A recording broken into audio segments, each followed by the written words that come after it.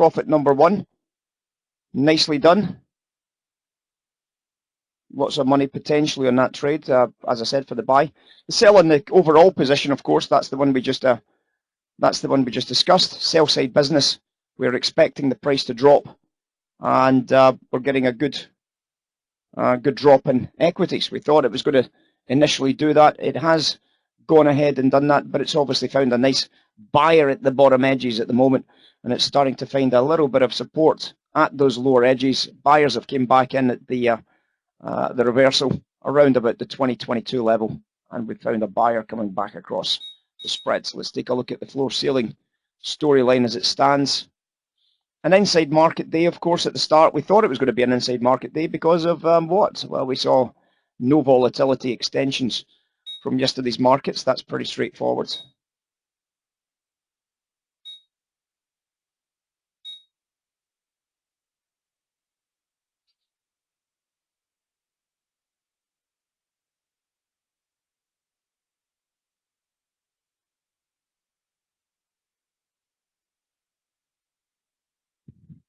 Max is doing a good job of covering. As I said, we're just making sure that the entry process algorithm is a lot faster and a lot sharper now. And Max was able to cover a potential losing trade there. We're not even bothered about what the max signal is, to be perfectly honest at this stage. We want to just, the problem we've had is Ninja Trader's been slipping a lot of prices, and we're just not getting anywhere near the price that we were trying to get. So that was the piece that we tried to fix last night. So you can see there's the second trade we've just done there. It was a sell price. It was a sell at 28.75, and Max managed to buy to cover at 28.50 just for a one tick profit, but it was not a loss. So nice and fast, nice and active. Managed to see the trade coming in. 28.75. I kind of see where the arrow is. Obviously 28.75 is going to be what price? There's 29. 28.75 is what here? Yep, that's 28.75 there. Obviously the price did drop down, so we could have made some more money than that, but obviously as soon as the price came back up, Max was able to get away from that trade nice and easy, and didn't take a loss. That's always a good thing to know, isn't it? Didn't take a loss.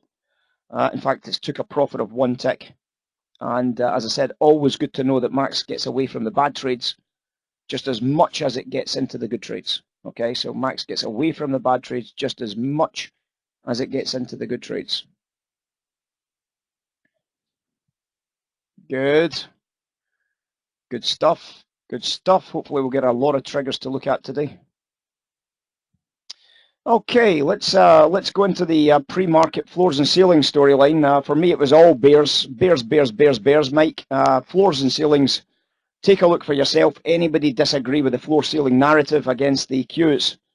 I think everybody would be looking at this and saying, my God, coming into the cash open, I've got to be short. I've got to be short. I've got to get into this bit of business up here. My goodness, the ceiling is dropping and the floor's dropping, and I've got a higher price opportunity to deal. I want in. Get me in. You're going to be banging the door down for a bit of short business, right? 42s, 43s, give me it. Obviously, the 42s, 43s into the cash open. Boom. 29s traded. What the hell, right? 29s traded. Floor rallies. Ceiling rallies. You're getting 29s. Who wants a buy trade? Me. Get me off the short. Get me into a long bit of business. I want buy side business. I want buy side. Boom. Straight into a buy trade at 29s, 30s bid. And then the ceiling collapses behind us and we go, ah, bloody hell. Get me short. So your short opportunity comes in back in at 38.5. You see the retest. 38.5 retest here. Very, very strong ceiling floor relationship. Sell side business on the S&P right there. You can see the floor is collapsing. The ceiling is collapsing. And you're able to get a higher price. Unbelievable. Get me short into that bit of business. And obviously the sell, bit lethargic, surprisingly at the time, but a little bit lethargic, but easy enough. 38s down to 32s. 6 points. What happens?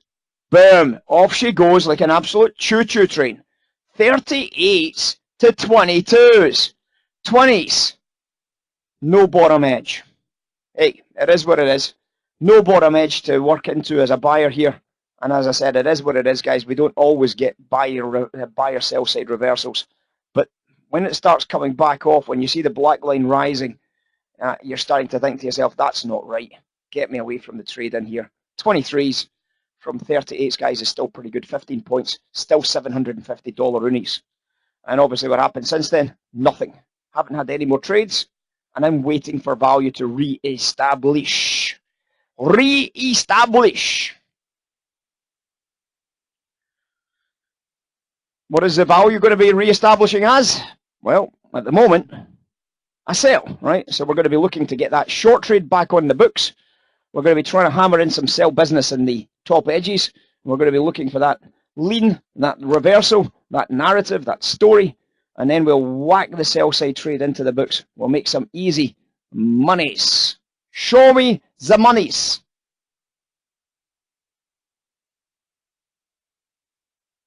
I've got a little sell there, guys, at 39s, 38.75s. I sold some 39s, 38.75s. It upticked very briefly. You might have seen it. The lines were all down ticking, so I took the sell at 38.75, 39s.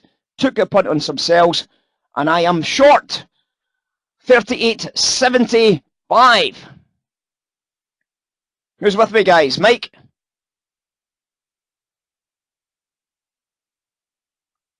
Anyone? Who's with me? 38.75, 39, sell side business.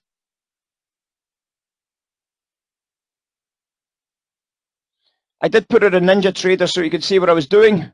The orange box, of course, is the fill on Ninja Trader. 6 contracts are built into that little trade. We traded some 38s, 39s to get an average price. And we had a very reasonable quick sell-off. 38s, 39s, sell side business. There's the 39s, there's the 38.75. That was my 2 sells. We got down to a low price of 35 quarters. And that's a reasonable bit of profit, guys. A reasonable bit of profit. Nice trade? Nice trade. Why don't you have some of that business, guys? Why don't you have some of that business? Beautiful. I'm seeing a rotation bullish just now, so I'm not selling this again. I'm seeing the divvies going a little bit bullish there on the punch. So I was very, very reluctant to go back in and take a bit of business there.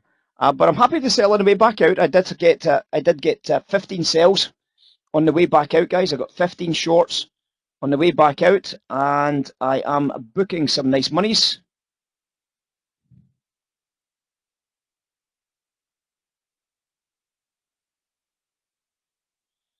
What price did I get?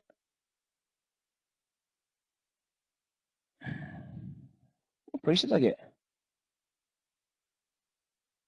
Okay, so I sold some at, oh, I'm looking at the SPY, that's, bloody hell. So I never sold on the way up. I sold on the way back down again, basically the same trade. Took 15 short positions, just as it came back inside 39, so 38.75 for a second time. And we've got a nice ripe sell-off here, guys. Nice ripe sell-off. You can see that from the rotational auction on the trade, and you can see that we absolutely destroyed these buyers at higher prices, didn't we? So you can see that there was no value for them to buy into that higher price. We've got a lot of value to sell into the higher price, so I was massively selling into that. Not on the uptick on that occasion. I was massively selling on this occasion on the uptick, because the value was on the up. But on this occasion, I paused because at the time we were seeing some bullish rotations. But I did cross more aggressively on that occasion because we're selling at lower prices. Look at what happens when you sell at lower prices. You see the difference in outcomes? You see that? What a difference in outcomes, guys. Massive difference in outcomes. Now, obviously, I've lost the value at the bottom edge. Time to walk away, boys. Time to walk away, girls. Time to say thank you. Nice trade.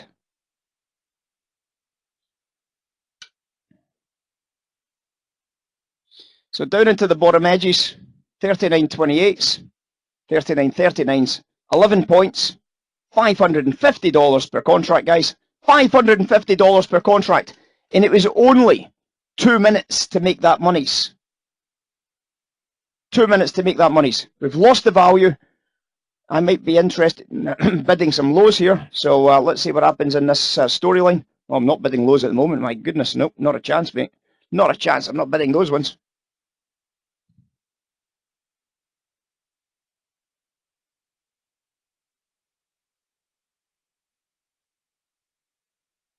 Remember, you might see something like this and buy it. Sometimes that's a mistake. Sometimes it's okay. It certainly doesn't have an edge. What you've got to try and do, remember, is trade only when you see an edge. It doesn't matter what happens next. You don't chase markets, guys. The only time that you do chase markets is when there is an edge attached to chasing, right? So in other words, if I saw this green candle going up and I saw all the lines up towards the top edge, I could buy pretty much everywhere and I would make money. If I don't see that, I'm not going to chase it, guys. It's pointless.